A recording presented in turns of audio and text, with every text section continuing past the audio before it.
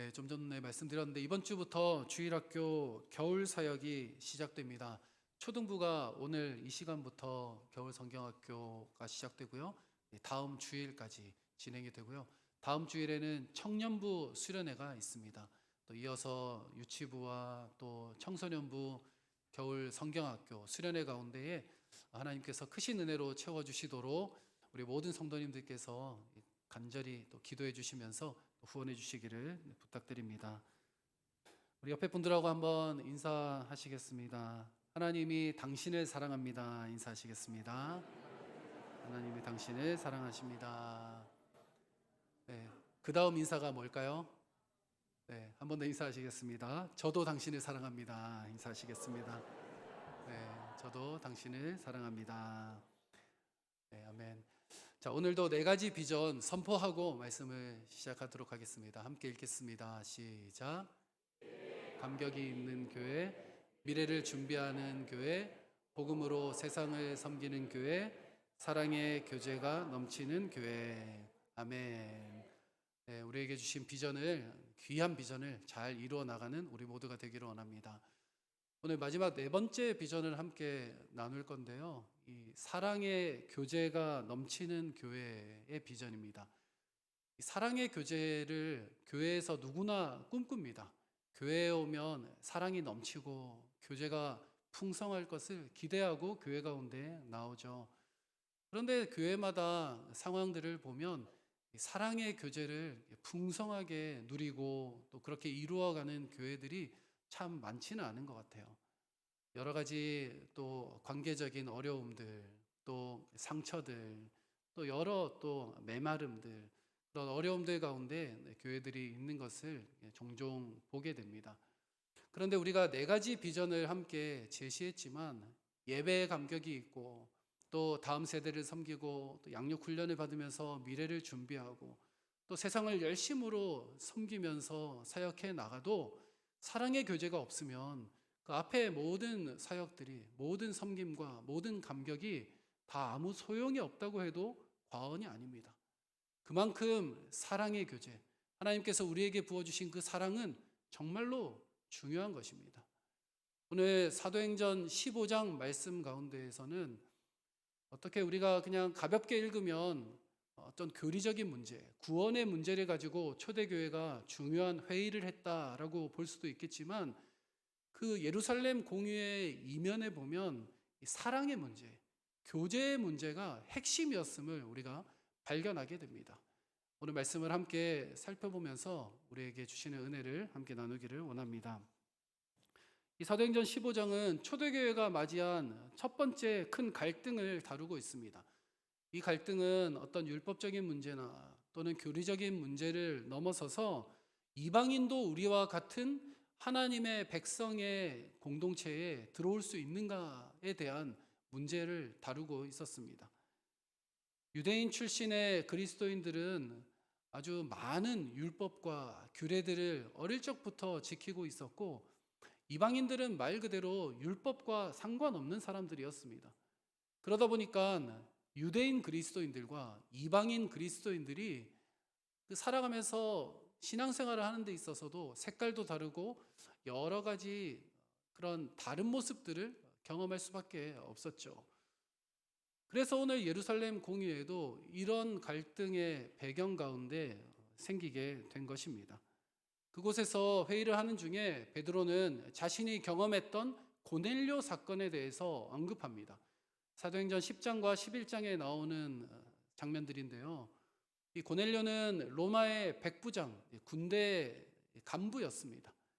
그런데 그 고넬료가 예수님을 믿게 되고 나서 신앙생활을 이어나가다가 하나님께서 한 사람을 보내서 이 베드로를 청하라는 말씀을 고넬료에게 비추어 주십니다. 그래서 고넬료가 베드로에게 사람을 보내게 되는데요. 그 와중에 베드로는 하나님의 환상을 보게 됩니다. 하늘로부터 부정한 동물들, 부정한 음식들이 내려오면서 하나님께서 잡아먹으라고 말씀하시죠. 그때 베드로가 하나님 앞에 하나님 저는 부정한 음식을 먹을 수 없습니다. 그렇게 말하자 하나님께서 베드로에게 내가 거룩하다고 한 것을 어찌 네가 부정하다고 하느냐. 그 환상이 그치자 고넬료가 보낸 사람이 베드로에게 다다릅니다. 그리고 베드로가 하나님의 뜻이었음을 깨닫고 고넬료의 집에 가서 함께 교제를 하고 그곳에서 하나님의 말씀을 선포하게 되죠. 그리고 하나님의 성령이 이방인들에게도 임하는 놀라운 역사가 일어났습니다. 베드로는 그래서 이렇게 그 일을 해석하고 고백하죠. 하나님이 우리에게 주신 동일한 선물을 이방인들에게도 주셨도다. 동일한 성령을 이방인들에게도 주셨도다. 예루살렘 공의회에서 열띤 토론이 오가는 가운데 베드로는 자신의 그 경험을 이야기하면서 하나님께서 이방인들도 하나로 묶으셨음을 선언하고 있습니다. 우리는 구원의 본질에 대해서는 이견이 없습니다. 하지만 구원받은 이후에 교회로 함께 모여서 공동체 가운데에서 함께 교제하며 사랑을 나눌 때에는 여러 가지 갈등들과 크고 작은 그런 어려움들이 생기는 것 같아요. 이러한 부분들을 우리가 사랑의 교제로 함께 넘어가기를 소망하면서 오늘 세 가지로 함께 나누기 원하는데요. 특별히 세 가지 측면, 첫 번째는 환대입니다. 그리고 두 번째는 돌봄이고요. 세 번째는 동행인데요. 이 환대는 당신도 여기에서 환영받을 수 있습니다. 당신도 여기에 함께하고 여기 올 수 있습니다. 라는 메시지입니다. 두 번째 돌봄은 당신도 여기에서 안전하고 또 함께 할 수 있습니다. 라는 메시지입니다. 세 번째 동행은 당신과 내가 함께 우리가 되어 함께 걸어갑니다. 라는 그런 메시지가 담겨 있습니다. 이 세 가지를 함께 우리가 살펴보기를 원합니다. 첫 번째입니다. 우리는 다른 사람들을 환대하는 공동체가 되어야 합니다. 환대 또는 환영이라고 할 수 있는데요. 우리가 환영이라는 의미보다 환대라고 하면 보다 더 깊고 또 더 넓은 의미를 가지고 있다라고 생각하시면 되겠습니다. 이 환영이나 환대는 교제의 시작점이 됩니다. 어떤 한 사람을 만나서 처음 인사하고 처음 알게 될 때 문을 여는 역할을 하는 것이 바로 환대요, 환영입니다. 그런데 이 환대가 없이, 환영이 없이 그냥 무뚝뚝한 채로 그냥 인사를 하는 둥 마는 둥 하고 넘어간다면 그 사람과의 교제가 문이 열릴 수가 없겠죠. 이렇게 우리는 환대와 환영으로 밝은 얼굴로 미소로 때로는 직접적인 말로 우리의 문을 열어 주어야 합니다. 복음서에 보면 예수님도 식탁 교제를 통해서 다른 여러 사람들과 그 교제를 열어갔던 것을 볼 수 있습니다. 사실 예수님께서는 죄인들과도 식사를 하셨고요. 가난하고 소외된 자들, 병든 자들에게 다가가셨습니다. 그들을 환영하고 환대하셨던 예수님이셨습니다. 그때 당시에 구약 시대를 지나서 예수님 당시까지도 병든 자들은 율법적으로 부정한 자들로 여겨졌습니다. 하지만 예수님께서는 친히 그들에게 다가가셔서 그들에게 손을 대시고 그들을 고치셨던 분이시죠. 죄인과 세리들은 함께 상종하지 못할 이들로 여겨졌지만 예수님은 그들과 함께 식탁 교제를 나누었던 예수님이십니다. 우리나라도 식탁 교제에 대한 중요한 의미를 가지고 있죠. 한번 식사 한번 하시죠. 밥 한번 먹자라는 인사말을 넘어서 실제 식사 자리 가운데 나아가게 되면 보다 더 의미 있는 관계가 됩니다. 그런데 성경의 배경이 되는 유대인들 문화에서는 함께 식사를 하는 것은 우리나라 문화보다 더 무거운 의미를 가지고 있다라고 생각하시면 됩니다. 예수님께서는 그런 의미 가운데에서도 죄인들과 세리들과 함께 식탁 교제를 하시고 교제하셨던 예수님이셨습니다. 예수님의 이러한 환대하는 삶, 환영의 삶을 친히 복음서 가운데 보여주셨던 예수님이셨죠. 사도행전 15장 속의 초대교회도 이러한 환대의 문제와 씨름하고 있었습니다. 유대인 출신 그리스도인들은 이 이방인 출신 그리스도인들과 함께 식탁 교제를 할 수 없었습니다. 왜냐하면 식탁에 어떤 부정한 음식이 올라올지 알 수 없었기 때문입니다. 그래서 유대인들은 이방인들에게 자신들의 율법을 강요하기 시작했습니다. 당신들도 할례를 받아야 합니다. 당신들도 율법에서 명하는 이 거룩한 규례들을 지켜야 합니다. 그렇게 하나씩 요구하는 가운데에 그 갈등이 심화되자 오늘 사도들은 예루살렘 공의회를 열게 됩니다. 그리고 그 가운데에 이방인들이 어떻게 우리와 하나 될 수 있는지에 대해서 진지하게 깊이 있게 함께 고민하고 나누게 되죠. 그때 베드로는 자신이 경험한 그 고넬료 사건을 길게 설명합니다. 그리고 하나님께서 이방인들에게도 하나님의 사랑, 하나님의 역사를 베풀어 주셨고 이방인들도 구원받았으며 이방인들도 성령을 경험했다. 이것을 베드로가 선포하고 있습니다. 사실 오늘 말씀을 나누면서 이방인이라고 표현해서 조금 조심스러운데 오늘 사도행전 말씀이 우리에게 보여주는 하나됨에 대한 교훈으로 우리가 받으시면 좋겠습니다. 그리고 사실은 우리도 이방인이었습니다. 이방인인 우리들을 환대하시고 받아주신 그 하나님의 사랑 안에서 오늘 말씀을 은혜로 받으시기를 바랍니다. 환대의 의미는 분명합니다. 이 환대는 교회의 문턱을 낮추는 것입니다. 누군가 처음 교회에 들어올 때에 여러 정서적인 문화, 또 문화적인 부분들, 정서적인 부분들, 또 관계적인 부분들의 문턱이 있습니다. 그 문턱을 낮추는 것이 바로 환대입니다. 환영입니다. 우리가 교회 공동체에 오래 있다 보면 어떤 문턱이 있는지 모르죠. 하지만 처음 오시는 분들, 온 지 얼마 안 되시는 분들은 문턱을 정말 살을 애는 듯한 고통으로 경험하기도 합니다. 이 환대는 교회가 사람을 향해서 그 문턱을 낮추고 그리고 환영하고 그 문을 활짝 열어놓는 것을 의미한다는 것을 기억하시기를 바랍니다. 그래서 사실 오랜 전통을 가진 교회들을 보면 성도님들이 각자 자기 자리가 있으시더라고요. 우리 교회도 자기 자리가 있으신 분들 많이 계시죠. 사실 예전부터 어떤 목사님들은 내 자리가 예배당에 있어야 된다. 은혜의 자리를 만들어야 된다라고 말씀하시면서 앞자리에 앞에 나와서 예배 드릴 때마다 그 자리에 앉아서 또 기도의 자리 때마다 내 자리에 앉아서 그곳에서 은혜를 경험하는 것에 대해서 많이 강조하셨습니다. 저도 사실은 그 부분에 대해서 어느 정도 동의합니다. 우리가 함께 예배당에서 정말 은혜를 경험한 그 자리에서 다시 한번 하나님을 부르짖는 것 중요하죠. 그런데 만약에 온 지 얼마 안 되는 새 가족이 내 자리에 앉아 있을 때 우리가 어떻게 반응해야 되겠습니까? 내 자리입니다. 비키십시오. 라고 하면 환대가 안 되겠죠. 환영이 안 되겠죠. 만약에 잘 모르는 분들, 새 가족분이 내가 늘 은혜를 경험했던 그 자리에 앉아 있는다면 그날만은 조금 양보하시고 다른 자리에 앉으시는 은혜도 있기를 간절히 바랍니다. 사실 교제라는 것은 예배 가운데에도 들어와 있습니다. 예배 예식에서도 보면 우리가 교회 소식을 함께 나누고 또 서로 인사하는 이 시간도 교제의 시간입니다.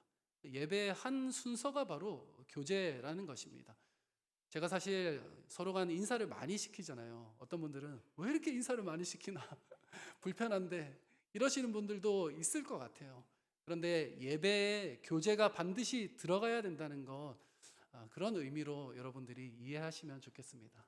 그리고 바라기는 조금 내가 수줍어서 조금 친한 사람들 인원이 너무 적어서 옆에 분들 인사하십시오 할 때 그냥 묵묵히 계셨던 분들은 그냥 살짝이라도 45도 정도만 살짝 돌리셔서 그냥 목례로라도 조금씩 인사를 시작하시면 좋겠다는 그런 마음이 듭니다.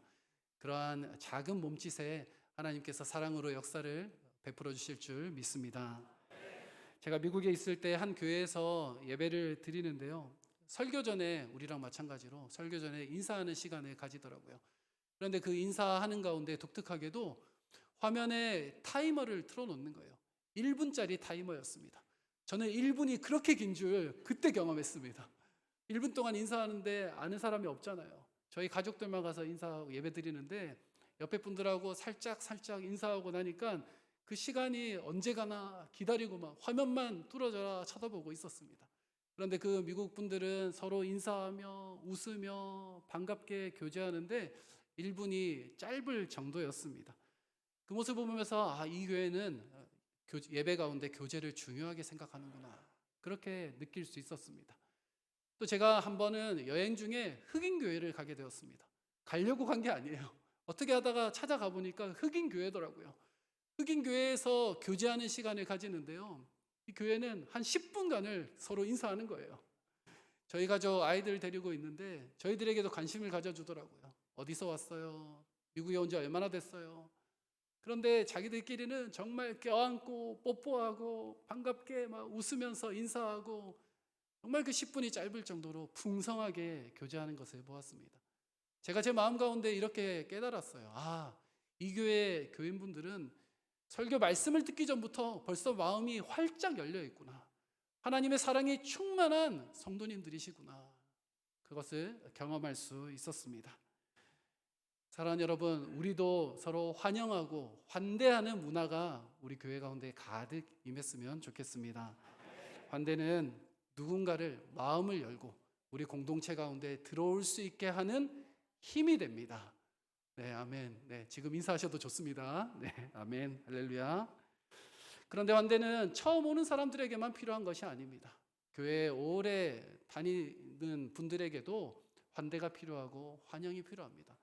우리가 얼굴을 알고 또 이름도 알고 또 오랫동안 다닌 성도라는 거 누구나 다 알지만 정말 우리 마음 가운데 말 못한 사연들, 말 못할 기도의 제목들을 품고 정작 환영받지 못한다고 느끼는 그런 분들이 있을 수도 있어요. 우리가 하나님의 사랑을 받은 자, 하나님의 환대를 받은 자로서 하나님의 그 은혜, 그 사랑을 흘려보내주는 환영과 환대의 삶을 살아가는 우리 모두가 되기를 간절히 바랍니다. 두 번째입니다. 우리는 서로를 지키고 돌보는 공동체가 되어야 합니다. 이 환영을 지나서 돌봄으로 나아갈 수 있어야 합니다. 우리의 관계는 환영합니다, 환대합니다 라고 열었다면 그 다음 단계는 서로 돌보고 그 사정들, 그 사연들, 기도의 제목까지 함께 기도해 나아가는 그러한 공동체가 바로 돌봄의 공동체입니다. 이 사랑의 교제는 일시적인 감정, 일시적인 행동이 아니라 지속적으로 더 깊이 있게 나아가는 것이 바로 사랑의 교제이기 때문입니다. 그래서 우리가 서로가 서로를 돌아보며 나아가야 하는 것이죠. 사도행전 15장에는 야고보가 이 돌봄의 발언을 하는데요. 20절, 21절을 함께 읽어보겠습니다. 시작. 다만 우상의 더러운 것과 음행과 목매어 죽인 것과 피를 멀리하라고 편지하는 것이 옳으니 이는 예로부터 각 성에서 모세를 전하는 자가 있어 안식일마다 회당에서 그 글을 읽음이라 하더라. 아멘. 사도들이 예루살렘 공회에서 다루었던 것은 구원의 문제가 아니라고 했습니다. 이들이 이방인 그리스도인들과 하나 되기 위해서 고민하다가 결론을 내린 것이 바로 방금 읽은 그 말씀에 나와 있는 내용입니다. 이들에게 많은 것을 금하거나 많은 것을 요구하지 말고 우상 숭배 제물 또는 목매어 죽인 것이나 핏째 먹는 것 그 정도만 금하자. 이것은 유대인 그리스도인들도 양보한 것이고요. 이방인 그리스도인들에게도 최소한의 규율로 제한해 준 것입니다. 이것이 바로 배려의 가이드라인, 돌봄의 가이드라인이 된 것이죠. 유대인 그리스도인들에게는 사실 이 율법의 문제가 아주 중요한 문제였습니다. 할례를 받는 것, 할례를 받지 않는 것, 이것은 아주 이방인들에 대한 아주 엄격한 기준이었습니다. 하지만 그것을 내려놓고 할례의 문제를 포기하고 음식에 대해서 아주 간략한 규율만 세우기로 작정한 것입니다. 배려죠. 희생이죠. 그리고 이방인들에게 이것으로 인해서 함께 한 공동체에서 식탁 교제를 나눌 수 있도록 했습니다. 사실 돌봄이 필요한 것은 환영 이후에 관계가 깊어지는 데는 우리의 노력과 우리의 희생이 필요하기 때문입니다. 관계에는 가면의 법칙이 있는데요. 사람들이 처음 만나면 가면을 쓰고 서로 웃고 또 반갑게 인사합니다. 누구나 친절합니다. 처음 만났을 때부터 친절하지 않다면 조금 문제가 있는 것이죠. 그런데 그 관계가 조금 지속되다 보면 사람들이 가면을 벗기 시작합니다. 내 속내가 드러납니다. 내 안에 있는 성격도 드러나고요. 내 안에 있는 여러 가지 말들로 상대편에게 상처를 주기도 합니다. 물론 계속 가면을 쓰고 지내는 것이 관계에 진척을 가져오지는 않습니다. 우리 안에 있는 솔직함을 드러내야 하고 또 내 안에 있는 속내를 드러내서 깊이 있는 관계 가운데 나아가야 하는데, 우리 안에 있는 죄인인 모습들, 죄성들 때문에 가면을 벗자마자 서로에게 치고받고 상처를 주게 되는 그런 모습들이 있더라는 거예요.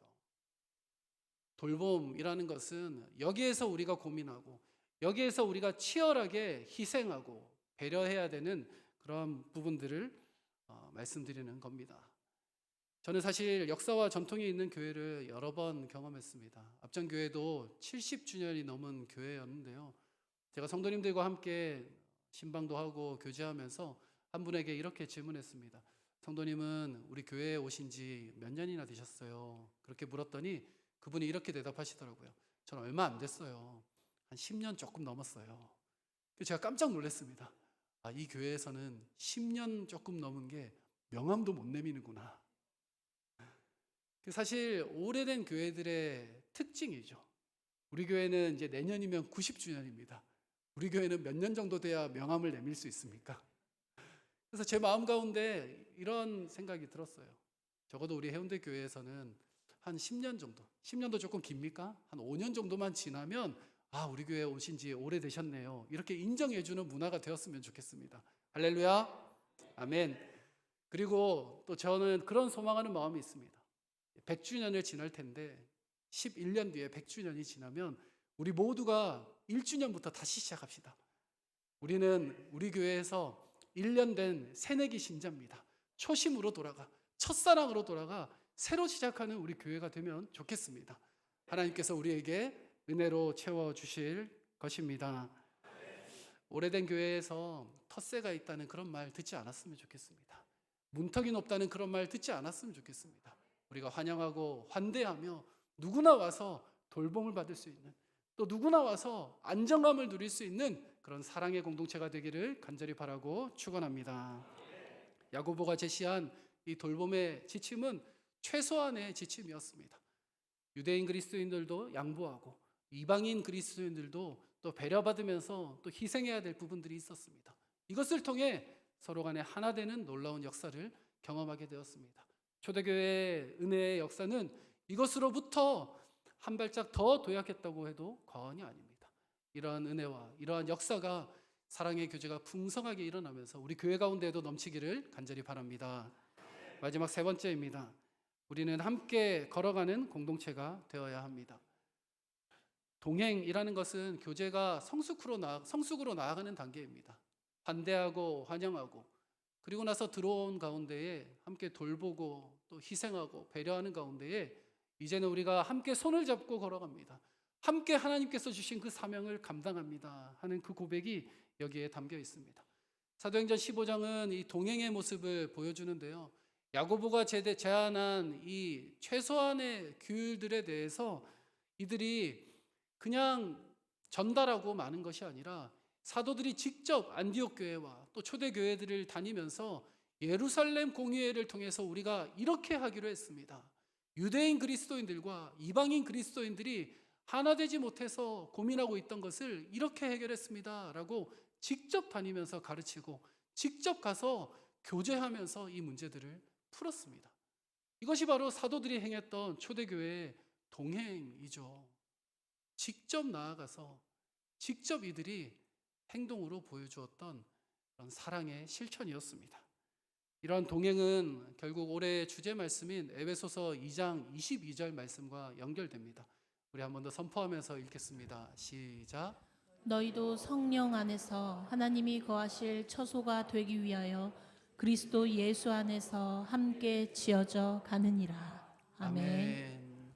하나님께서 우리를 성령이 거하시는 성전으로 지으셨는데 함께 지어져 가도록 지으셨습니다. 함께 지어져 가서 성령이 거하며 우리를 통해 함께하는 우리 교회 공동체를 통해 하나님의 놀라운 사명을 감당하게 하셨습니다. 이것이 바로 동행의 힘이죠. 동행의 놀라운 비밀입니다. 하나님께서는 그 동행을 통해서 우리를 헌신하게 하십니다.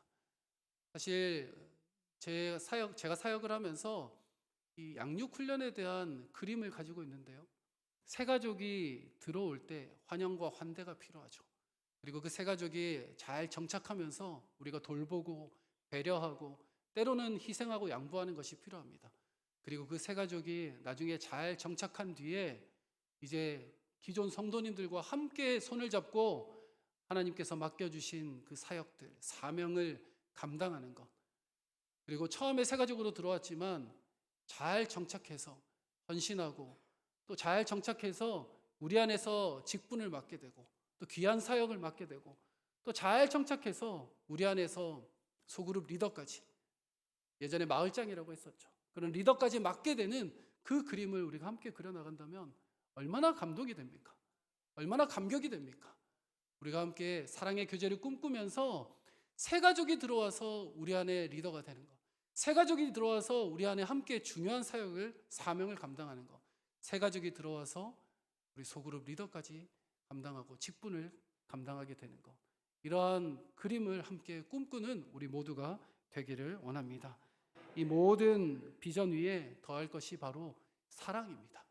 우리가 백방으로 뛰어다니며 열심히 섬기지만 그 모든 섬김 위에 얹을 것이 바로 사랑임을 우리가 함께 기억하시기를 바랍니다. 골로새서 3장 14절 말씀입니다. 함께 읽겠습니다. 시작. 이 모든 것 위에 사랑을 더하라. 이는 온전하게 매는 띠니라. 아멘. 사도 바울은 그 모든 것 위에 사랑을 더하라고 권면하고 있습니다. 그 모든 것 위에 사랑으로 덮으라고 권면하고 있습니다. 왜냐하면 그 사랑이 온전하게 매는 띠가 되기 때문이죠. 사랑은 모든 교제를 가능하게 하는 힘입니다. 사랑은 부족한 사람을 품을 수 있게 하는 힘이고요. 사랑은 하나님의 사역들, 어떤 면에서는 버거워 보이는 사명까지도 감당하게 하는 것이 바로 사랑임을 믿으시기를 바랍니다. 교회가 때로 사소한 것 때문에 갈등이 생길 때도 있습니다. 하지만 사랑으로 해결할 수 있습니다. 교회가 여러 가지 크고 작은 어려움도 사랑으로 해결할 수 있음을 믿으시기를 바랍니다. 청교도 목회자인 리차드 백스터가 이렇게 인용을 했는데, 원래 초대교부가 했던 이야기 중에 있었던 말인데 리차드 백스터가 인용해서 유명해진 문구입니다. 위에 세 줄을 한번 읽어보겠습니다. 시작. 본질에는 일치를, 비본질에는 자유를, 모든 것에 사랑을. 네, 본질에는 일치, 복음에는 우리가 이견이 없어야 하죠. 일치를 가지고 있어야 합니다. 하지만 복음 외에 모든 것, 피아노 옮기는 얘기 많이 하잖아요. 그죠? 무슨 옷을 입고 또 무엇을 어디에 비치하고, 이런 비본질적인 것에서는 자유를, 그리고 모든 것에 사랑으로 덮는 것이 우리의 믿음의 여정 가운데 필요합니다. 우리 교회 공동체 가운데 모든 것에 사랑으로 덮는 그런 귀한 은혜가 있기를 간절히 바랍니다. 말씀을 마무리하겠습니다. 제가 처음 서울에 올라갔을 때의 일입니다. 역사가 오래된 전통교회에서 청년부 생활을 시작했는데요. 열심히 하다 보니까 임원도 되고 찬양 인도도 하게 되고 또 소그룹 리더까지 맡게 되었습니다. 그런데 청년부 대부분이 어릴 때부터 같이 자라온 분들이에요. 몇 년을 함께 그래도 즐겁고 행복한 신앙생활하면서 청년부 생활을 했는데, 어느 순간 제 마음 가운데 그래도 나는 이방인이구나, 그래도 나는 저들 사이에 낄 수 없겠구나, 그런 마음이 드는 거예요. 그 마음이 들면서 제 안에 그 경험이 한이 되었습니다. 그리고 제가 사역을 계속 이어오면서 기도 제목이 생겼어요. 하나님, 제가 섬기는 교회, 제가 목회하는 교회에는 이런 일이 없게 해주십시오. 하나님, 그 누구도 오랫동안 신앙생활을 하면서 이방인이라고 느끼는 그런 일이 없게 해주십시오. 하나님께서 우리를 사랑으로 환대해 주시고, 하나님께서 우리를 돌보시고 세워주셔서 하나님께서 우리와 동행해 주셨다고 약속하셨는데, 우리가 어찌 다른 이들을 환대하지 아니하고 어찌 다른 이들을 돌보지 아니하고 그들과 동행하지 않을 수 있겠습니까? 사랑하는 여러분, 우리 교회는 우리가 모두가 함께 하나님의 사랑으로 환대하고 또 함께 서로를 돌보고 또 함께 동행하는 그런 사랑의 능력을 경험하는 우리 교회가 되기를 원합니다. 그러한 마음으로 우리 사랑이 넘치는 교회, 사랑의 교제가 풍성한 교회의 비전을 함께 이루는 모든 성도님들과 우리 교회가 되기를 간절히 바라고 축원합니다. 우리 다 같이 일어나셔서 함께 찬양하면서 기도의 자리 가운데 나아가겠습니다. 혹시 이 찬양이 좀 낯선 분들은 가사를 묵상하시면서 함께 찬양하셨으면 좋겠습니다. 에베소서 2장 22절의 말씀을 담고 있는 찬양입니다. 함께 찬양하겠습니다. 우리는 하나님의 자녀, 주 사랑 안에 우리 거할 때 주님 나를 사랑하신 것 같이 우리도 서로 사랑할 수 있네. 우리는 주의 몸된 교회, 뭐든지 제가 하나 될 때 예수님의 마음을 닮아가며 고통과 즐거움 함께 나누네. 하나님 안에서 우리 서로 이어져 주가 거하실 성전이 되네. 모퉁이돌 되신 예수와 하나 되게 하신 성령 안에 함께 지어져 가네. 우리 다시 처음부터 고백하겠습니다. 우리는 하나님의 자녀, 주 사랑 안에 우리 거할 때 주님 나를 사랑하신 것 같이 우리도 서로 사랑할 수 있네. 우리는 주의 몸된 교회, 우리는 주의 몸된 교회, 뭐든지 제가 하나 될 때 예수님의 마음을 닮아가며 고통과 즐거움 함께 나누네. 하나님 안에서 우리 서로 이어져 주가 거하실 성전이 되네. 모퉁이돌 되신 예수와 하나 되게 하신 성령 안에 함께 지어져 우리 목소리 높여서 하나님 안에서 하나님 안에서 우리 서로 이어져 주가 거하실 성전이 되네. 모퉁이돌 되신 예수와 하나 되게 하신 성령 안에 함께 지어져 한 번 더 가네. 하나님 안에서 하나님 안에서 우리 서로 이어져 주가 거하실 성전이 되네. 모퉁이돌 되신 예수와 하나 되게 하신 성령 안에 함께 지어져 가네. 사랑하는 여러분, 우리 안에 사랑의 교제가 풍성했으면 좋겠습니다. 그 사랑의 교제가 하나님으로부터 오는 교제가 충만했으면 좋겠습니다. 새로 오신 분들을 환영하고 환대하는 것뿐만 아니라요, 우리 교회 안에 오랫동안 함께했지만 혹시라도 나는 아직도 이방이라고 느끼는 분들, 나는 아직도 우리 교회라고 부르기 힘들어하는 분들을 향해서 배려하고 돌보고 함께 동행하는 우리 교회가 되기를 원합니다. 이 일을 위해서 하나님 앞에 다시 한번 사랑의 능력을 구하십시다. 하나님의 은혜를 구하십시다. 하나님, 내 안에 사랑이 충만하여서 그 사랑을 흘려보내기에 부족함 없도록 하나님이 나를 사용하여 주시옵소서라고 이 시간 주님의 이름 간절히 찾고 함께 기도하며 나아가겠습니다. 주여! 주여 주여 하나님 아버지 우리 안에 사랑으로 부어주시옵소서. 하나님 우리 안에 사랑의 기름 부으심으로 부어주시옵소서. 하나님 부족한 우리를 환대하고 환영하고 품어주신 주님, 하나님 우리 안에 그 사랑으로 부어주셔서 내가 우리 주변에 사는 이들은 아버지 하나님 아버지 하나님 아버지 하나님 까먹도록 하나님께서 아버지 하나님 그들은 붓기에 부족함 없는 저희들 될 수 있도록 아버지 하나님 붙들어 주시옵소서. 하나님 우리가 함께 부흥해 나가기 원합니다. 아버지 하나님 함께 하나님을 의지하며 나가기 원합니다. 하나님 인도하여 주시옵소서.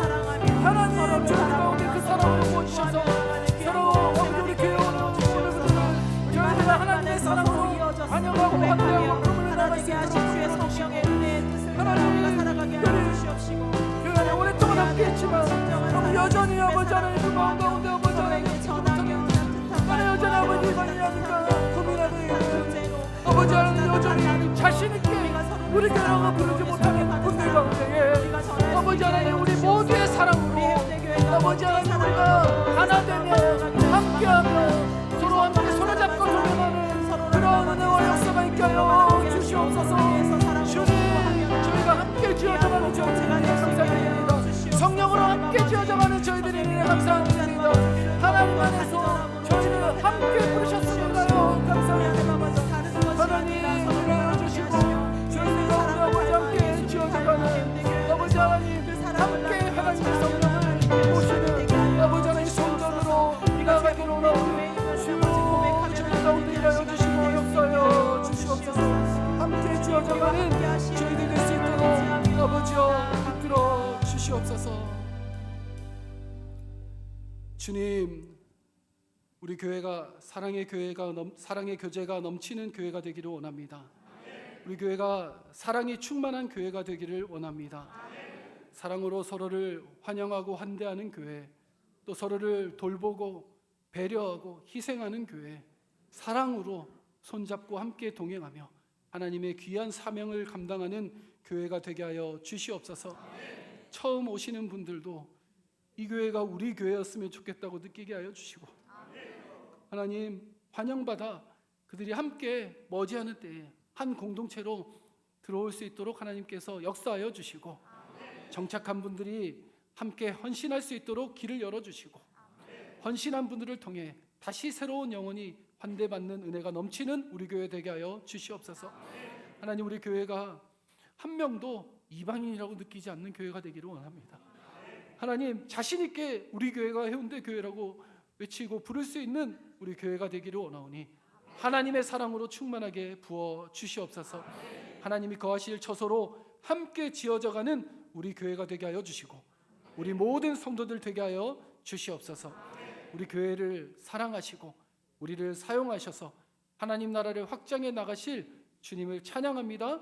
주님 영광 받아 주시고 역사하여 주시옵소서. 예수님의 이름으로 기도드립니다. 아멘.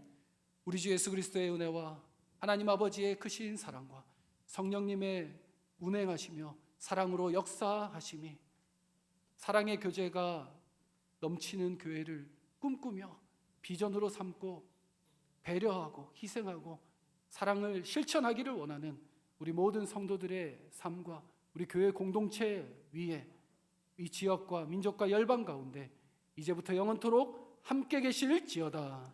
아멘.